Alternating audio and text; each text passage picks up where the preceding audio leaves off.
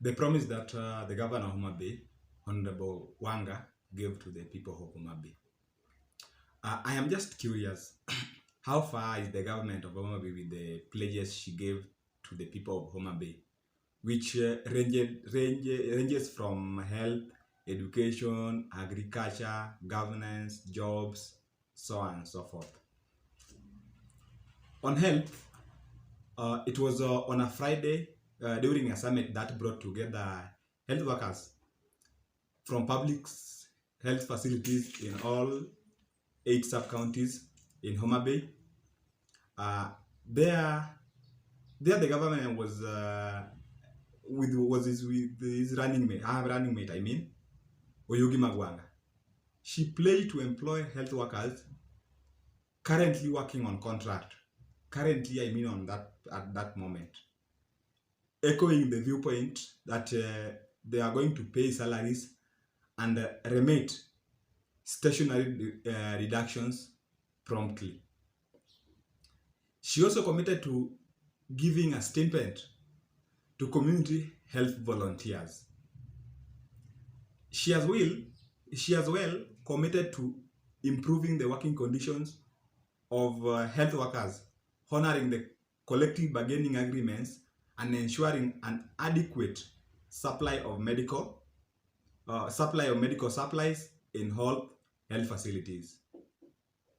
In a move to prove her commitment to her promises to the health workers, she co-signed with the health workers a document before High Court Advocate Samuel Nyauke.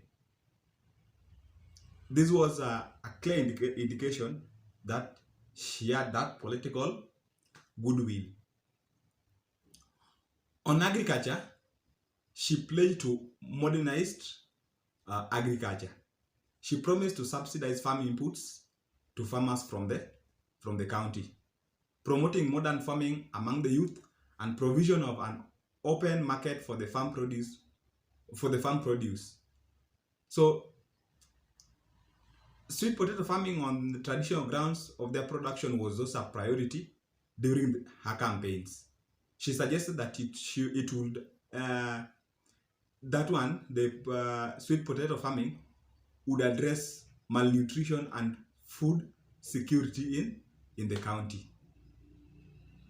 On governance and service, she acknowledged technology that has dominated the contemporary world.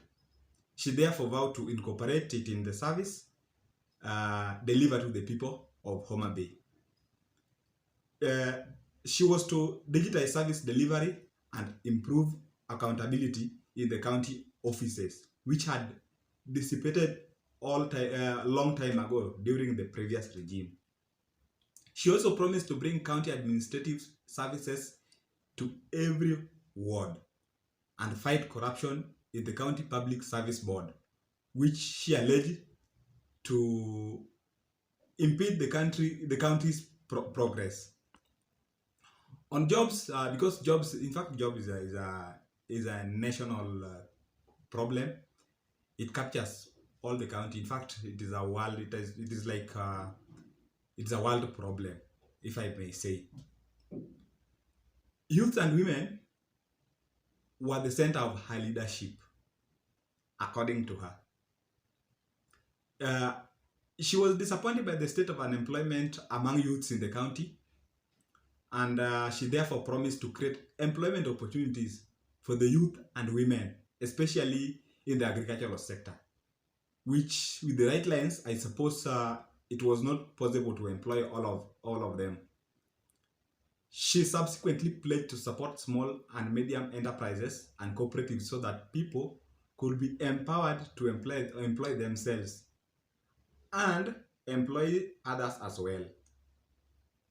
So, on education, because the early childhood education is part of education that has been devolved. So she promised to improve the quality of education in the county. She pledged to provide bursaries, scholarships, and mentorship programs for students within the county. She further committed to equipping schools with modern facilities and technology. This nonetheless seemed to be said just to appeal to the emotions of voters. Why have I stated this? Because money allocation to the counties, I feel somehow has no avenue for catering for these things that were talked about. But political goodwill can do everything. Political goodwill can make changes, even can bring the non-existent to exist. On water saga in Homa Bay, this is so funny. Yeah, water saga in Homa Bay has been a thing. It is a traditional thing. It needs its own video. Of course, I'll make a video on it. She promised free water shops for rural communities. On the scam at Homawasco, she alleged that upon getting into the office, her getting into the office is the solution to that. Anyway, let me deviate from the theme a little bit.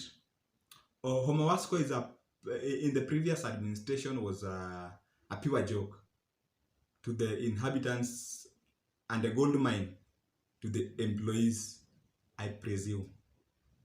During that moment, electricity bill would accumulate to millions of shillings in a certain duration until the Kenya Power would withdraw their services. But the question asked by everyone is, what are they using electricity for?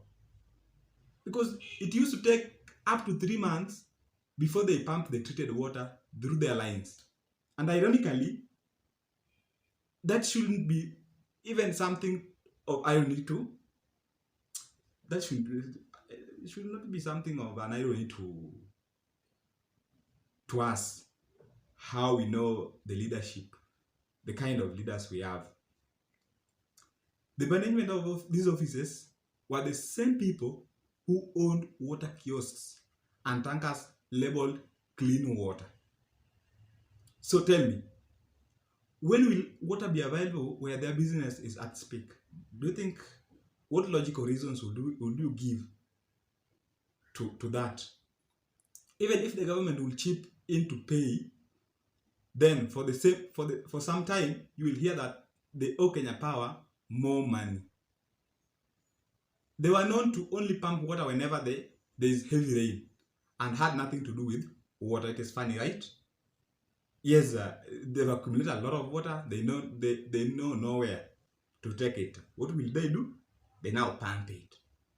At that juncture, people have harvested water from their rooftops. I mean, do you think this one helps?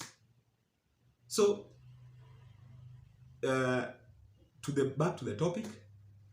These are the few promises that our governor gave to the people of Homa Bay. Haven't delved into them to checking whether 1, 2, 3 has been done according to the promise or whatsoever. At the same time, I have nothing to criticize on something that I have no better clue about.